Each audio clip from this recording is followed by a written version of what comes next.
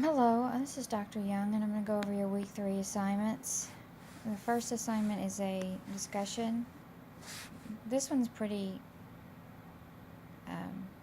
you have to just describe a decision made by a business that reduced their risk exposure. And when I say this, it could be something you look up, something you've experienced, something in any time in your career. You can use a personal experience. But think of something that a business has done that prevented them from dealing with a really bad consequence later.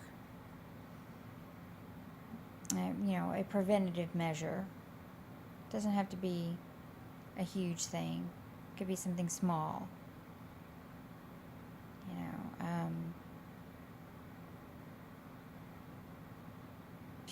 Business installed an extra exit to fire exit, to prevent loss of life if there were a fire, for example.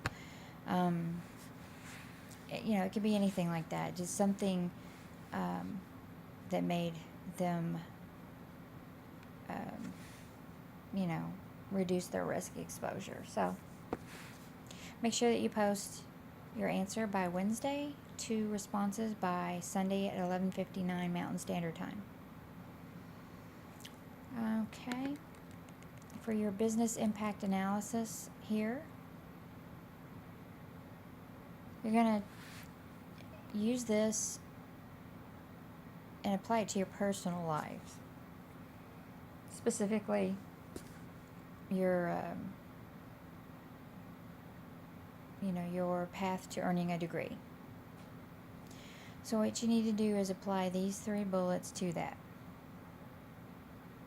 So you really have to look at everything that could get in your way and what you can do to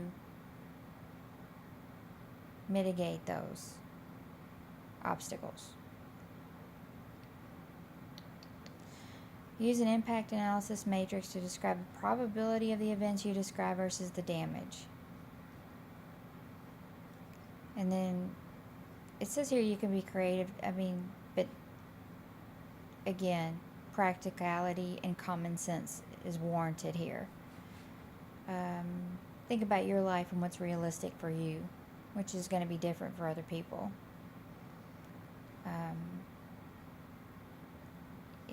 If you live in certain areas of the country, you might have more different disasters than other parts of the country. In a hurricane situation, for example, or tornadoes or earthquakes, or severe weather, like winter weather, things like that. That there's going to be differences for you all, and that's fine. Just don't say, well, if an alien crash lands in my backyard, that's not realistic. So just stick to the common things. 250 words minimum. APA format.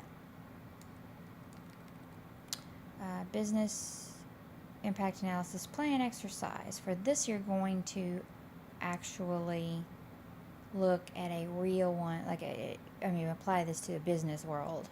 So you're going to select an organization and discuss what type of information should be protected in a business impact analysis.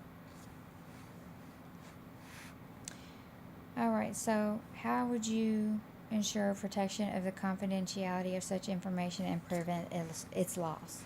So you need to think about,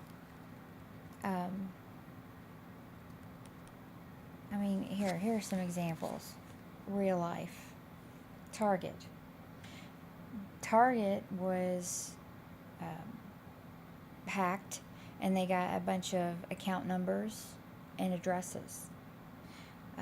You see all the time. Twitter supposedly got hacked, and usernames were posted online. So you see, these are very dangerous times when it comes to information security. So what I want you to think about here is, what are some steps that can be taken to protect confidentiality of information? And that's what you need to look at. Okay, that's really all. If you have any questions or concerns, let me know. Make sure to read your text first.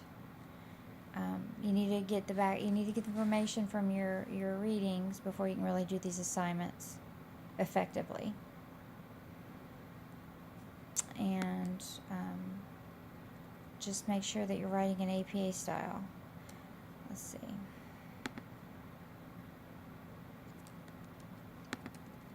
Let me see here. I'm going to look for something. There we go. APA. Look here. Right here under Tools and Resources. These are quick answers for common APA questions. EUO LibGuide, a collection of APA citation resources, or just go to OWL at Purdue, which is a great resource. This is perfect. I would go through these if you know what kind of source you want to use. They should be listed here under one of these categories. Or you can just use the sample paper if you want to see how the paper structure should look. And I'm talking about headings. I'm talking about paragraphs, page numbers. That's an abstract. I'm not requiring an abstract, but I want to see headings. I want to see paragraphs indented properly.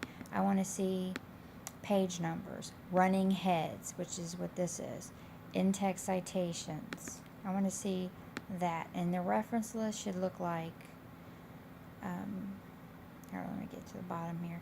This. You see how this is indented differently than a paragraph? You've got the first line is all the way to the margin, and the second and subsequent lines of the same source are indented. That's called a hanging indent, and that is what you should do in a reference list. This here should be centered, and it should say references. That's how it should look. So I would use that as a model. Or I'd go back to the main OWL at Purdue site and look up each source. This has everything you'll ever need. I mean, this got me through a dissertation. It'll get you through your paper. All you need to do is look for the information. For example, for this, there's a basic format in most of these, and then an example right here. If you want to use electronic sources, yeah, or web publications, here we are. We've got a template and an example. There's no DOI assigned. Template, example. So I would use it. It's a good resource. If you have any questions or concerns, let me know, and I look forward to hearing from you in class. Have a good evening.